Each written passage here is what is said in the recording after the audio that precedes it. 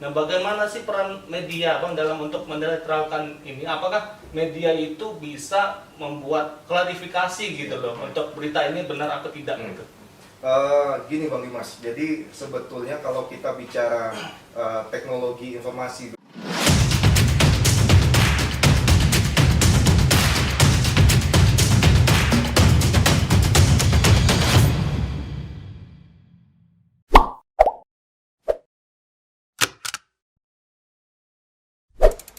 Assalamualaikum warahmatullahi wabarakatuh. Om Swastiastu, Namo Buddhaya, salam kebajikan. Kembali lagi dalam channel Bawaslu Babel dalam acara Ngopi Seru, ngobrol pemilu bersama Bawaslu.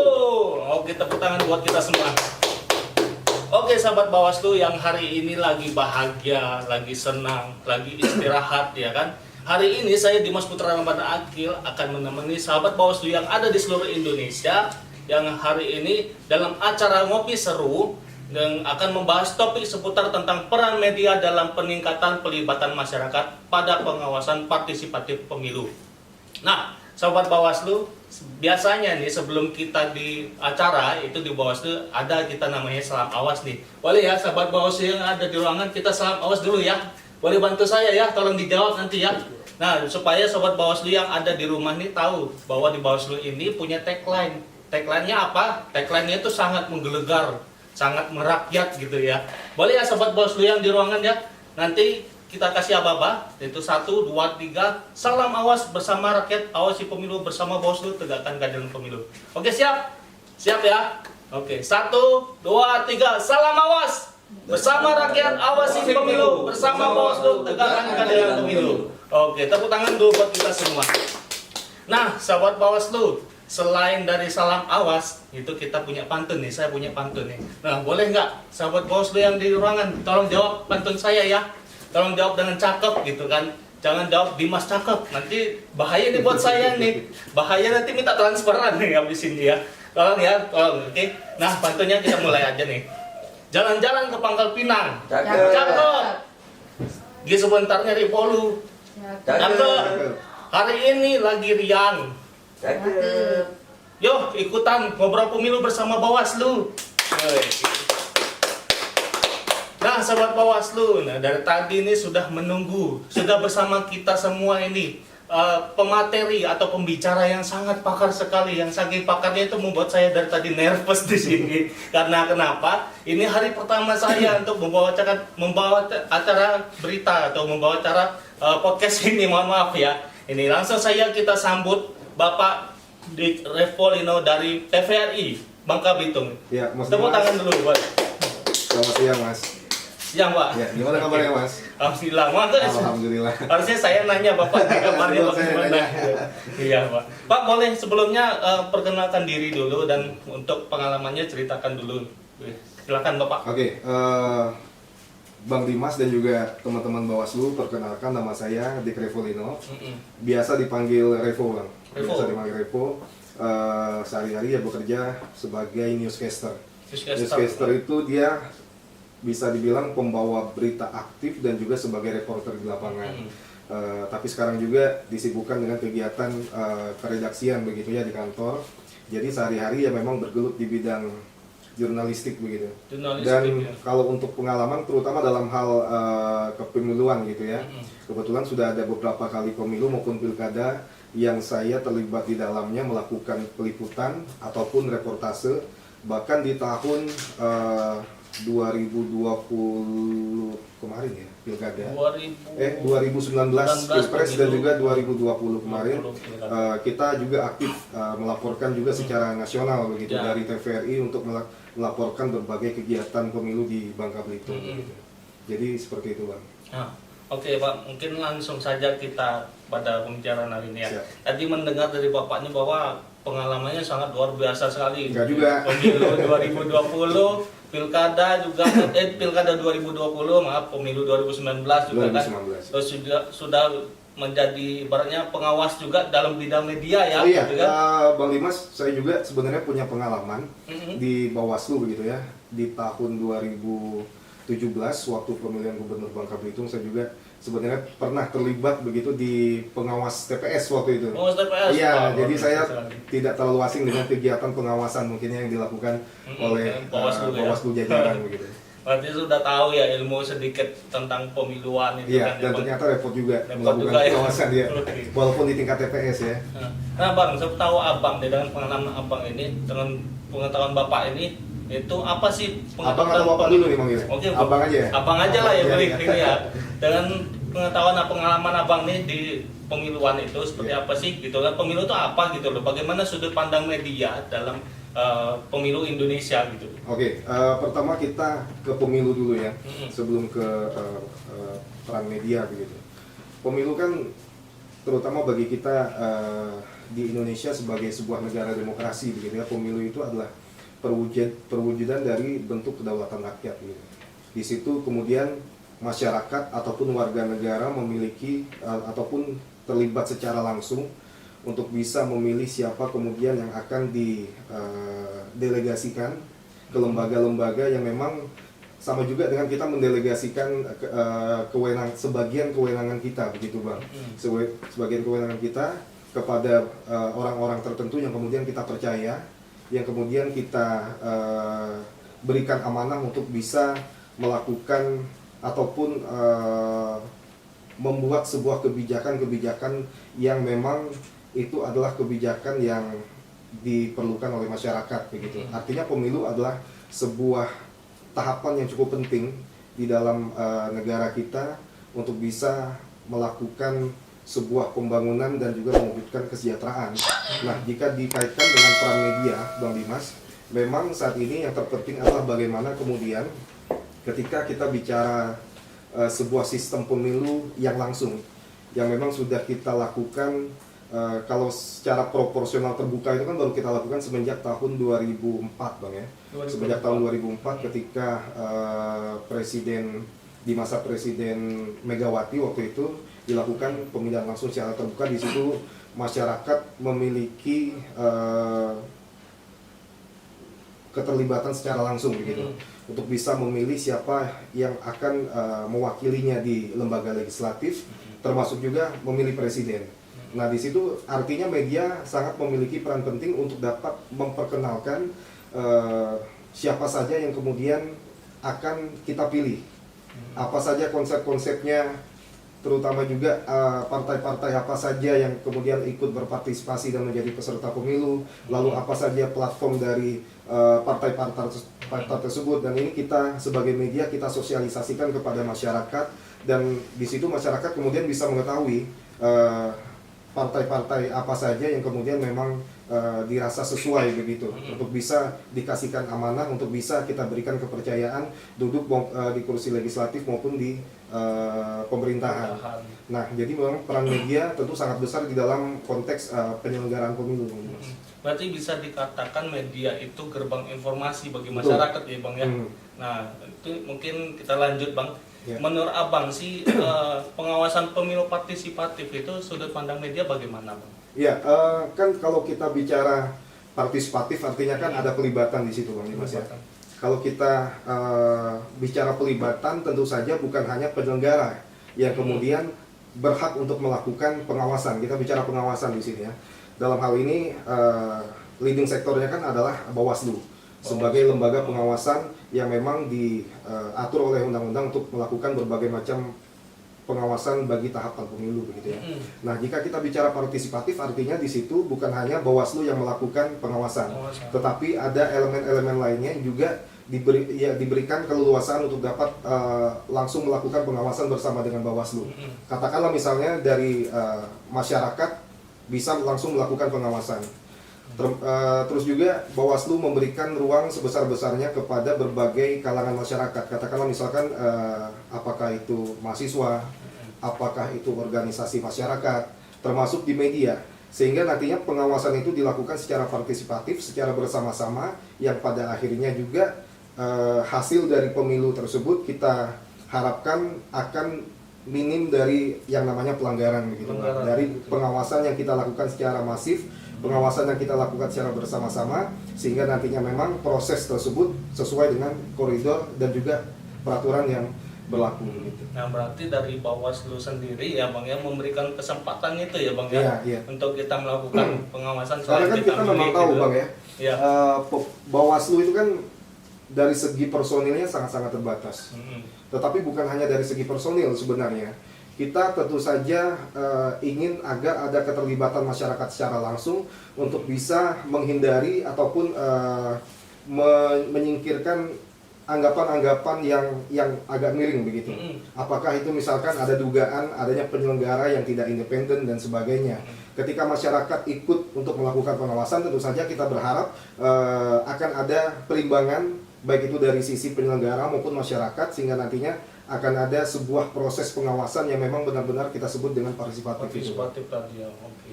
Nah Bang, ngomong-ngomong soal pemilu tadi Bang, menurut Abang nih selama pengalamannya kemarin ya, yang sudah dari Pilkada 2020, 2019 itu kan, menurut Abang nih sebagai pihak media, tahapan apa sih yang paling krusial itu Bang?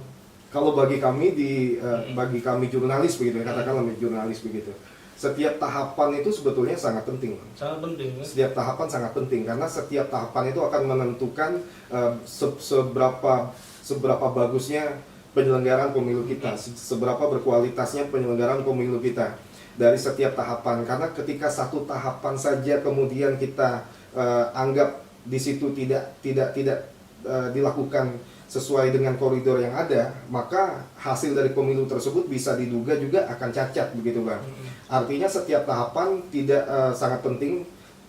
Oleh karena itu memang Bawaslu dan juga dengan melibatkan setiap elemen yang ada harus melakukan pengawasan secara optimal di setiap tahapan yang ada. Dan kami pun dari media itu akan tetap mengawasi dari mulai tahapan awal sampai dengan tahapan akhir, sampai bahkan ketika misalkan nantinya Bang ada katakanlah sengketa pemilu begitu ya.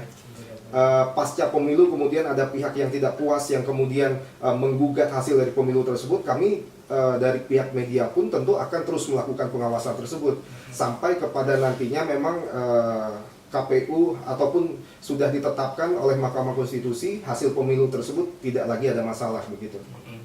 Nah, oke Bang, tadi kan kita sudah bahas tentang pemilu itu kan yang tahapan krusial. Nah, menurut Abang sendiri ya sebagai media itu, mengapa sih pemilu itu perlu diawasi Bang gitu loh? Oke. Di awal kan saya sudah bilang ya bahwa pemilu itu adalah bagian dari perwujudan kedaulatan masyarakat, kedaulatan rakyat untuk bisa memilih dan juga untuk bisa menempatkan orang-orang yang mereka anggap tepat untuk diberikan amanah duduk di lembaga-lembaga apakah itu legislatif maupun di pemerintahan, apakah itu dia sebagai wali kota, sebagai bupati, sebagai gubernur maupun sebagai presiden begitu ya. Nah, kenapa ini sangat penting untuk kita awasi? Tentu saja pemilu ini harus kita pastikan dia berjalan sesuai dengan hukum dan perundang-undangan yang ada. Kalau kita bicara pengawasan, Bang Dimas, itu kan ada dua aspek sebetulnya. Yang pertama, ketika pengawasan itu dilakukan dalam tahapan proses. Ya. Nah, tahapan proses ini kita lakukan pengawasan seperti apa? Kita tentu melakukan pengamatan di situ. Pengamatan dengan melihat apakah ada kemungkinan dan potensi kecurangan serta adanya potensi pelanggaran di dalam proses penyelenggaraan pemilu. Nah, yang kedua adalah kita melakukan evaluasi. Evaluasi yang kita lakukan terhadap apa? Terhadap hasil dari pemilu. Jadi ada dua aspek, proses dan juga hasilnya tersebut. Nah, hasil tersebut kita lakukan pengawasan, kita lakukan evaluasi adalah agar kualitas pemilu kita dari waktu ke waktu itu kan bisa semakin membaik begitu ya. Jangan sampai malah kualitasnya semakin menurun, dan itu kan akan berpengaruh terhadap legitimasi dari hasil pemilu tersebut. Nah, ketika kita berbicara pengawasan, Bang Dimas, berbicara tentang proses pengawasan yang kita lakukan pada saat proses.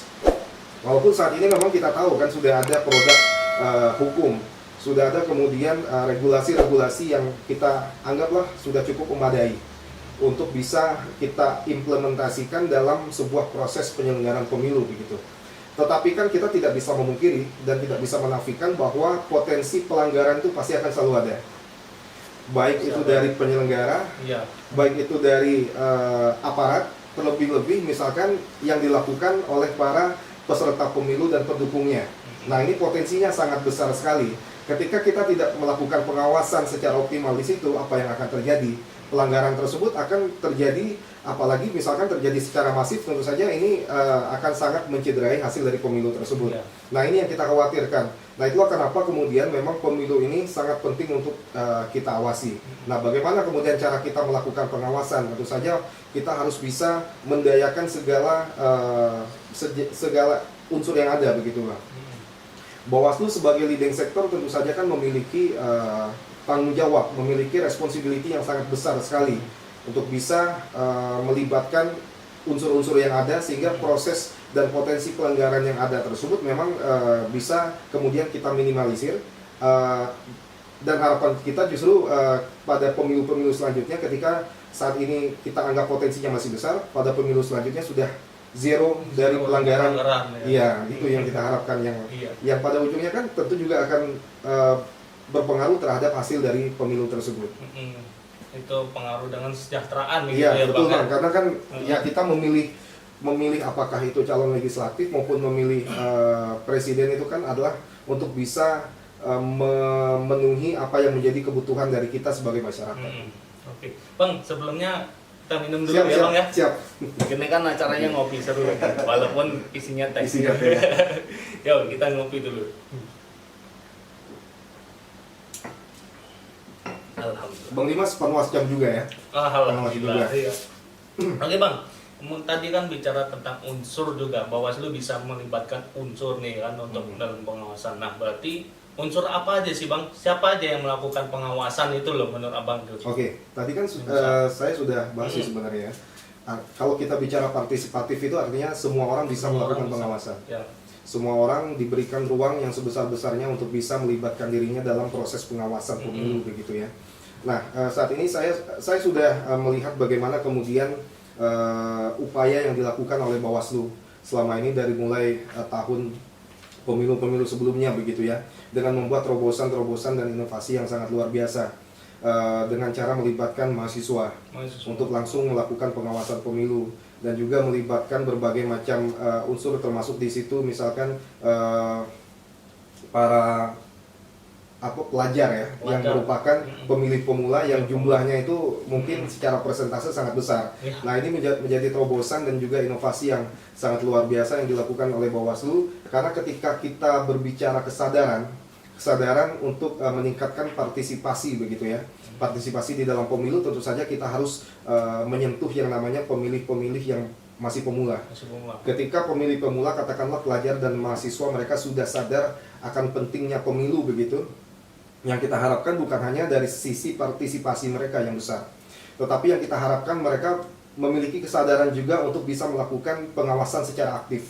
Mereka bisa juga peka terhadap berbagai macam kegiatan yang dilakukan di tahapan pemilu dari awal sampai dengan akhir. Itu yang kita harapkan. Jadi kalau kita bicara siapa saja yang kemudian harus dilibatkan dalam pengawasan, saya kira semua orang seharusnya memiliki kesadaran dan juga memiliki tanggung jawab untuk bisa memastikan pemilu ini bisa berjalan dengan lancar, bisa berjalan dengan baik, dan juga bisa menghasilkan hasil yang juga berkualitas dengan tujuan utamanya, yaitu tentu saja kita ingin memberikan kesejahteraan dan juga kemajuan bagi negara kita, Bang.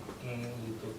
Oke Bang, tadi kan mungkin Abang sudah membahas juga peran media ya Bang ya, tadi yang untuk pengawasan itu seperti apa. Jadi tadi itu peran media merupakan gerbang informasinya gitu kan dari kemarin kan.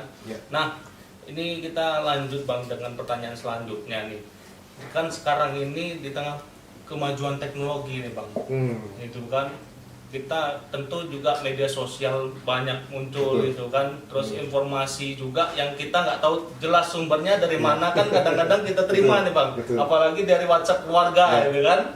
Nah, itu bahaya sekali Bang. Nah, di situ akan terjadi namanya kericuhan masyarakat nih Bang, pasti kan ya Bang ya, kericuhan ya, berita hoax ini bikin resah gitu kan.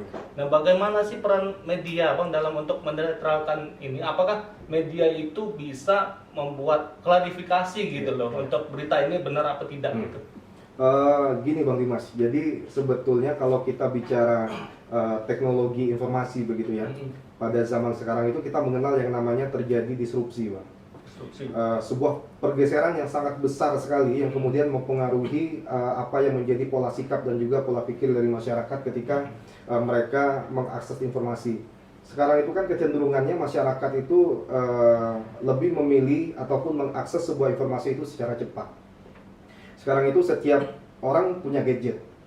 Setiap gadget itu bisa mengakses informasi dengan cepat. Cuma pertanyaannya kan adalah informasi tersebut adalah informasi yang betul-betul bisa dinikmati oleh masyarakat atau tidak.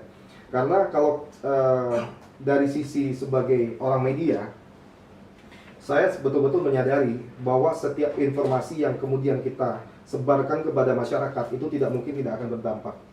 Pasti akan memberikan dampak yang sangat besar sekali kepada masyarakat. Bahkan kami di media itu ada yang namanya agenda setting begitu Bang. Kami melakukan sebuah agenda tentang bagaimana kemudian kami membuat settingan untuk memberikan sebuah pemberitaan kepada masyarakat. Dan jangan salah, jadi setiap agenda setting yang kami buat itu akan sangat berpengaruh terhadap agenda publik.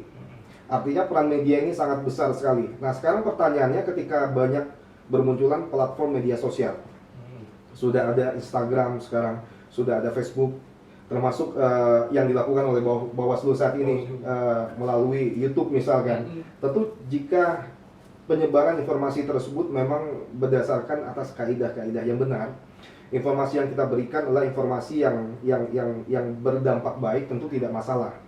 Tetapi kita belajar dari pengalaman, kalau kita bicara pemilu Bang ya, kita belajar dari pengalaman pada pemilu tahun 2014 dan 2019. Bagaimana kemudian masyarakat kita dalam tanda kutip terpolarisasi begitu, yang kemudian itu berpotensi terjadinya apa yang kita sebut dengan disintegrasi bangsa. Ini sangat kita khawatirkan. Nah, salah satu penyebab faktor terbesar kemudian yang disinyalir menjadi penyebab terjadinya polarisasi di masyarakat itu adalah menyebarnya informasi-informasi yang tidak benar, informasi yang arahnya lebih kepada hate speech misalkan, informasi-informasi yang hoax yang kemudian itu menimbulkan gejolak di tengah masyarakat kita. Nah, sekarang pertanyaannya, apakah masyarakat kita ini adalah masyarakat yang sudah sangat siap untuk bisa menerima informasi dengan cepat? Sebuah penelitian misalkan menggambarkan bahwa sebagian besar masyarakat kita yang bisa mengakses informasi itu dari tingkat pendidikan saja mereka adalah yang berada di tingkat SD sampai dengan SMP, itu yang paling besar.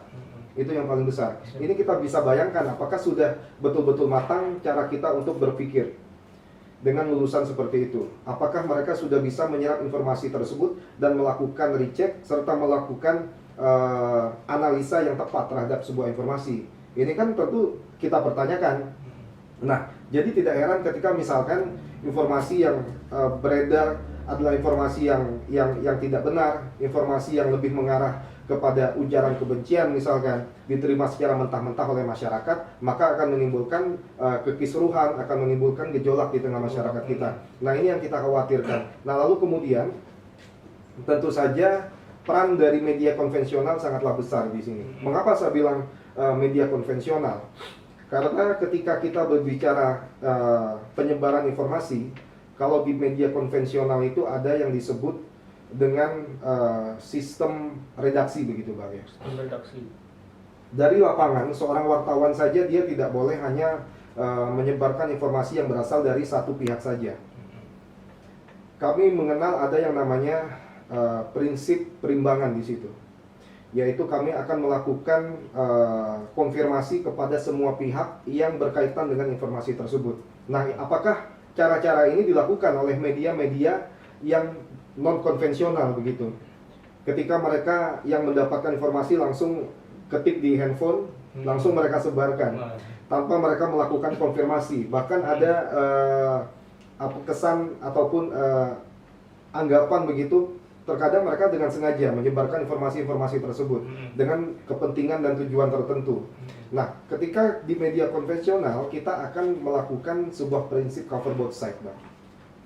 Kita akan melakukan ataupun mendapatkan informasi dari satu sumber dan kita akan mengkonfirmasikan dari sumber lainnya.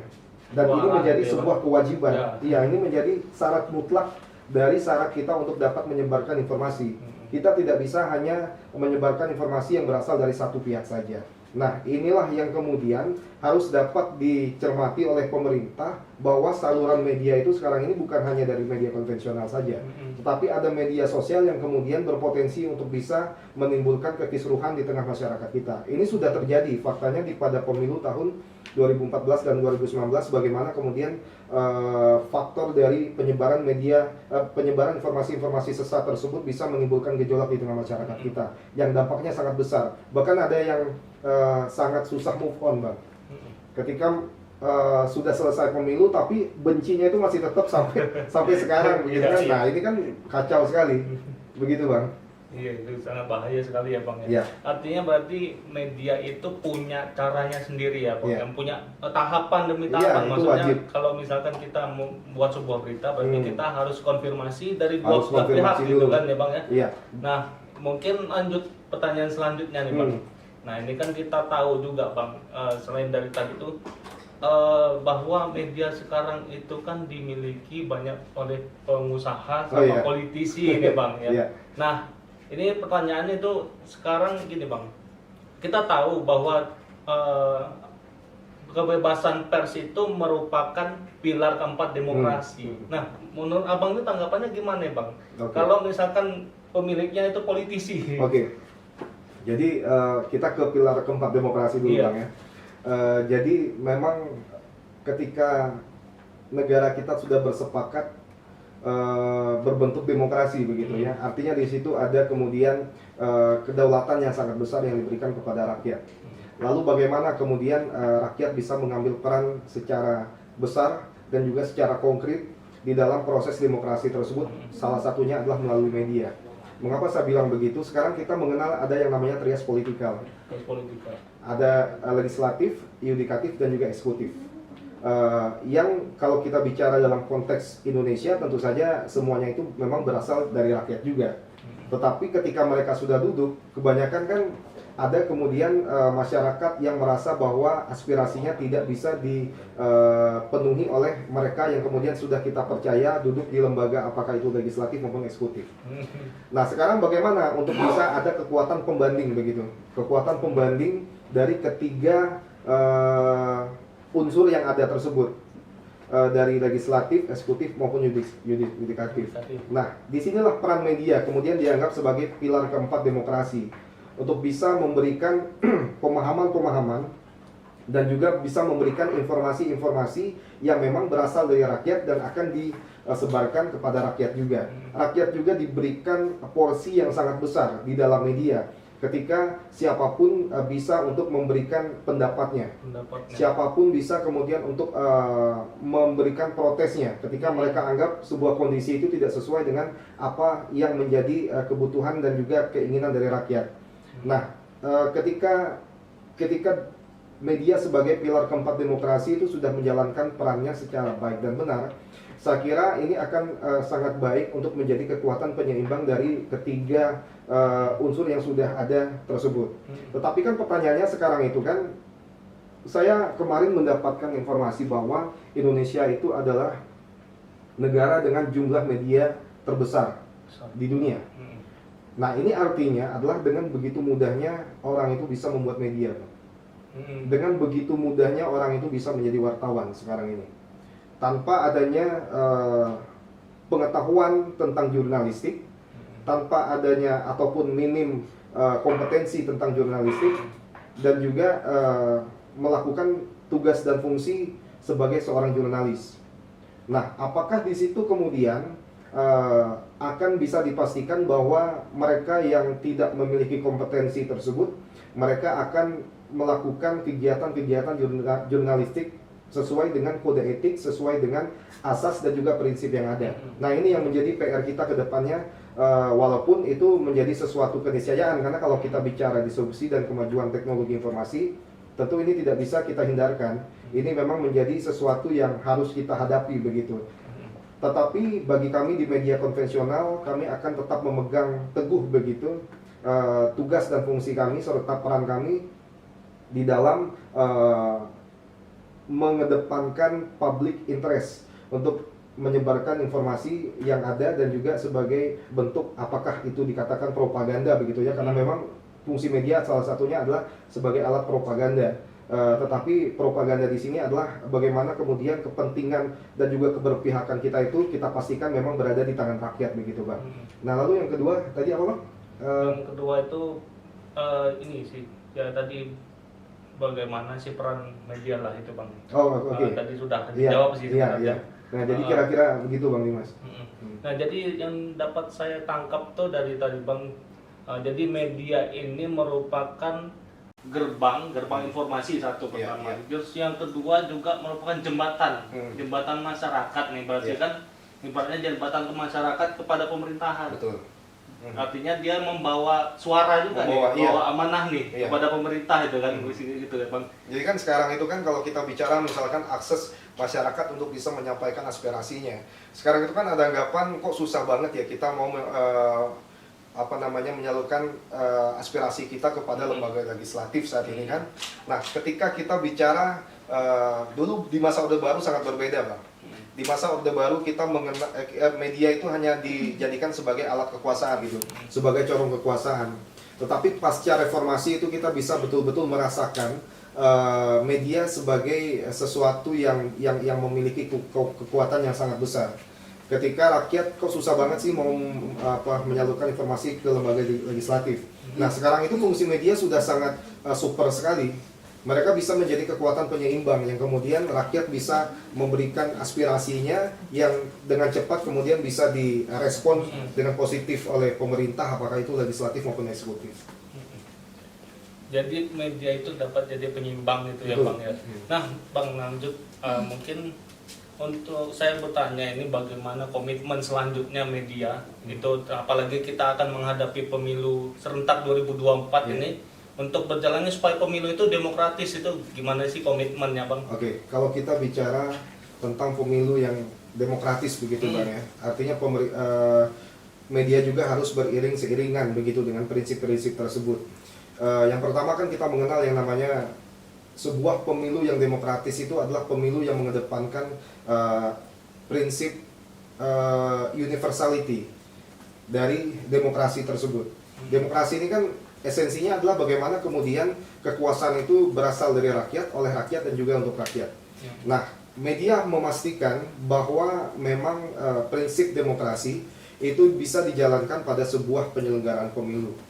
Yang kedua juga ada yang namanya prinsip kesetaraan atau equality. Pemilu yang demokrasi itu kan dia mampu untuk menjamin adanya kesetaraan yang diberikan kepada setiap pihak yang sedang berkontestasi.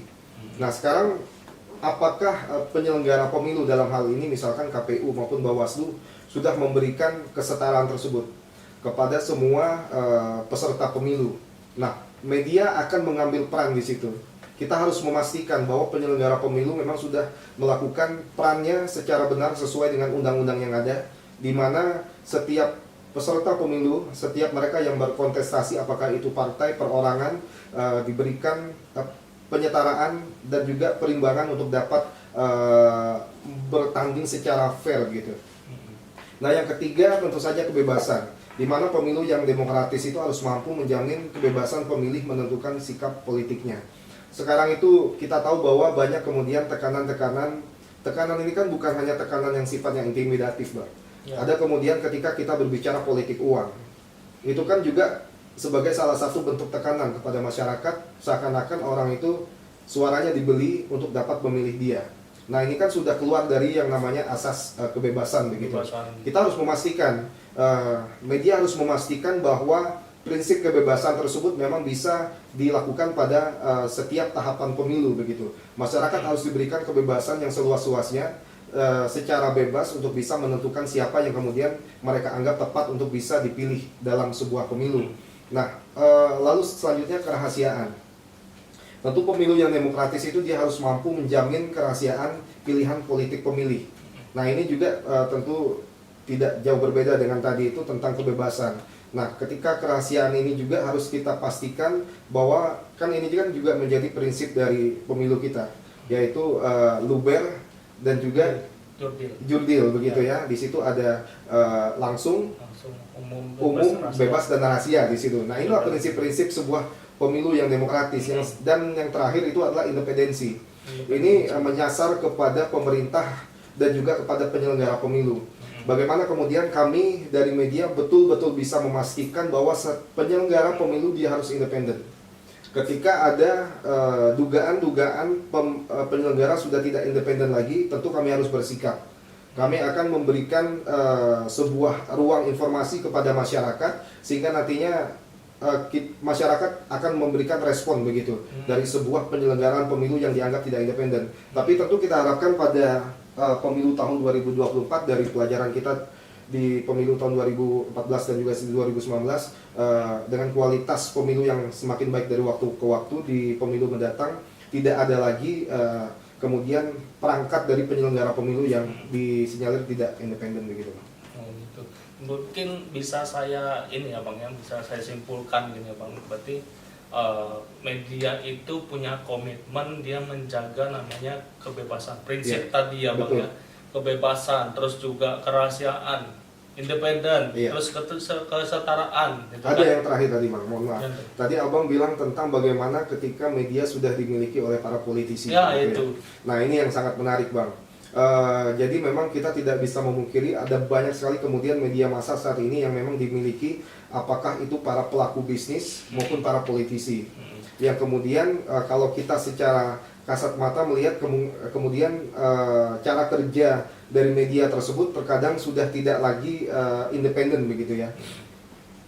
Saya kalau kita secara normatif berbicara begini Bang, ketika berbicara industri media massa, tentu saja setiap orang siapapun boleh untuk memiliki sebuah perusahaan media. Tidak ada pelarangan kepada orang untuk bisa memiliki sebuah perusahaan media. Apakah dia politisi, apakah dia kemudian bisnismen, apakah dia aparat dan sebagainya. Tetapi yang terpenting adalah ketika dia pemilik, dia tidak boleh mengintervensi kegiatan-kegiatan jurnalistik yang ada di perusahaan media yang dia miliki. Saya pernah berbicara dengan salah satu jurnalis senior begitu ya, Aiman Wicaksono di situ yang membahas tentang itu juga. Luar biasa Bang. Ya, dia berbicara begini, memang sudah tidak, memang kita tahu bahwa sekarang ini ada media yang lebih condong ke sini, ada yang lebih condong ke situ pada saat pemilu tahun 2019 kemarin. Tetapi kata dia begini, ketika saya sebagai seorang jurnalis, siapapun pemilik dari perusahaan media saya harus memastikan bahwa saya secara personal tetap harus menjaga kode etik saya sebagai seorang jurnalis. Memang itu tidak mudah katanya. Tetapi ketika kita sudah berbicara pada masa demokrasi saat ini, siapapun pemiliknya dia tidak akan bisa mengintervensi kecuali memang si jurnalisnya itu adalah jurnalis yang katakanlah pragmatis dan juga bisa diboncengi oleh pihak-pihak tertentu. Artinya kalau secara normatif kita bicara begitu, siapapun pemiliknya tidak masalah, tetapi yang penting pekerjaan ataupun kegiatan jurnalistik yang dilakukan oleh perusahaan media tersebut, dia bisa betul-betul menjaga yang namanya prinsip dan juga asas jurnalis yang baik dan benar begitu. Nah, apakah itu kita bisa memastikan itu bisa dilakukan?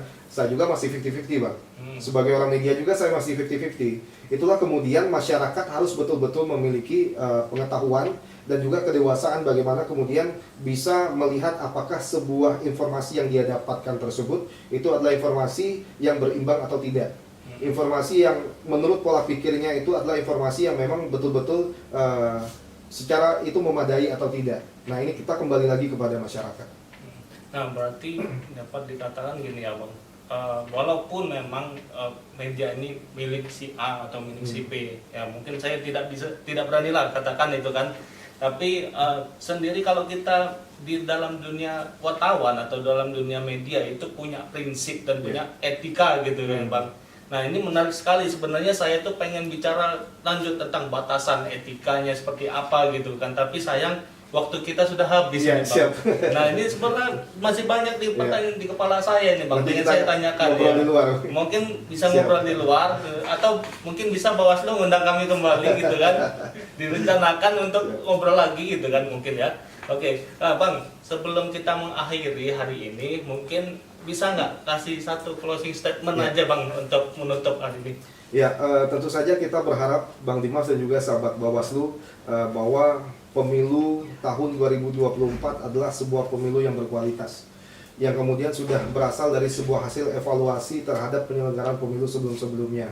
Dan juga tingkat pengawasan yang dilakukan itu juga semakin masif lagi dari semua kalangan, sehingga semua masyarakat memang memiliki kesadaran yang sangat tinggi bahwa pemilu ini bukanlah sebuah penyelenggaraan yang main-main begitu, tapi akan menentukan nasib kita di masa yang akan selanjutnya. Dan yang terpenting saya ingin berpesan begini, Bang.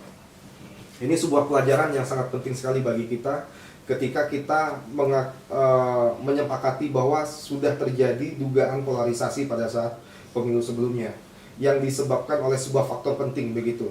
Ketika politik identitas dimainkan di situ, ketika politik agama dimainkan di situ, yang sebetulnya kita ini adalah sebuah negara yang multi etnis, multikultural, dan juga terdiri dari berbagai macam latar belakang. Sehingga lakukanlah sebuah kontestasi secara sehat bagi para peserta pemilu, dan juga bagi penyelenggara pemilu lakukan tugas sesuai dengan undang-undang dan juga peraturan yang ada. Dan kami media tentu saja berkomitmen untuk bisa bersama-sama dengan Bawaslu, bersama-sama dengan KPU dan juga pemerintah untuk bisa mengawal agar pemilu ini betul-betul bisa menjadi sebuah ajang untuk bisa memilih orang-orang yang kita anggap tepat, yang kita anggap memang bisa diberikan amanah untuk bisa mensejahterakan kita sebagai masyarakat Indonesia. Mungkin itu sih.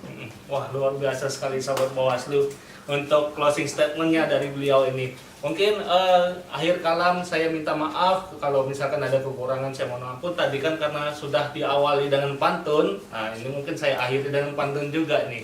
Oke. Jalan-jalan ke Bangka Tengah. Cakep. Gih sebentar nyari sepatu. Cakep. Nungguin ya. Nungguin ya. Oke, akhir kalam wabillahi taufiq wal hidayah. Wassalamualaikum warahmatullahi wabarakatuh. Waalaikumsalam.